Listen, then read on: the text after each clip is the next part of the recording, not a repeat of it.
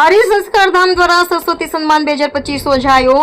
આર્ય સંસ્કાર ધામ દ્વારા છેલ્લા 3 વર્ષથી વલસાડ જિલ્લાની સરકારી ગ્રાન્ટેડ અને આશ્રમ શાળાના વિદ્યાર્થીઓને પ્રોત્સાહિત કરવાના હેતુથી બોર્ડની પરીક્ષામાં પોતાની શાળામાં પ્રથમ 3 ક્રમ મેળવવા બદલ રોકડ પુરસ્કાર, ટ્રોફી, સર્ટિફિકેટ, ગિફ્ટ આપી સન્માનિત કરવામાં આવ્યા હતા। રોટરી ક્લબ રો દીપેશ શાહ, રો હિતેશ પટેલ, રો સુનિલ જૈનના વિચારને એ સમયના મુખ્ય ડોક્ટર રો રાજેશ પટેલ દ્વારા સ્વીકારી વલસાડની 4 શાળાના વિદ્યાર્થીઓ પ્રથમ ક્રમે 5,000, બીજા ક્રમે 3,000 અને ત્રીજા ક્રમે 2,000 રૂપિયા રોકડા પુરસ્કારથી શરૂ થયેલ।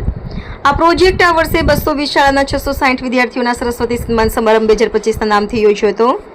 સ્વાગત પ્રવચન આર્ય સંસ્કાર ધામના પ્રણેતા શ્રી રમેશભાઈ શાહ દ્વારા કરવામાં આવ્યું હતું અને મુખ્ય મહેમાન તરીકે વલસાડ જિલ્લાના શિક્ષણ અધિકારી ડોક્ટર રાજેશસિંહ ટંડેલ ઉપસ્થિત રહી દાનનો મહિમા સમજાવ્યો હતો। આ સમગ્ર આયોજન પારડી સ્થિત મોરારજી દેસાઈ ઓડિટોરિયમ ખાતે યોજ્યો હતો, જેમાં 90%થી વધુ પરિણામ મેળવનાર શાળાઓના આચાર્યશ્રીઓનું સન્માન કરવામાં આવ્યું હતું।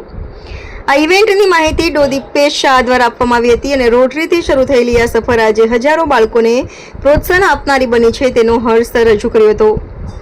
આ પ્રસંગે આર્ય સંસ્કાર ધામના રમેશભાઈ શાહ, રશ્મિબેન શાહ, ઉત્પલ શાહ અને સમગ્ર પરિવાર, તન્મય ચેરિટેબલ ટ્રસ્ટના પ્રવીણભાઈ શાહ અને પ્રફુલ્લાબેન શાહ, સેવક ટ્રસ્ટના કૌશિકભાઈ શાહ, માનવતા જાગૃત ટ્રસ્ટના ભરતભાઈ લીંબચિયા અને રોટરી ક્લબ ઓફ વલસાડ રેજર્સના પ્રમુખ ડોક્ટર મનોજ જૈન સાથે રો ભાવિન શાહ, રો મહેશ ભાનુશાલી, રો વિશાલ ચાંપાનેરી, રો સુનિલ જૈન, રો રાજેશ પટેલ વગેરે ઉપસ્થિત રહી સરકાર આવ્યો હતો। સમગ્ર કાર્યક્રમનું સંચાલન અલ્પાબેન મોદી અને ઉન્નતિ દેસાઈ દ્વારા કરવામાં આવ્યું હતું।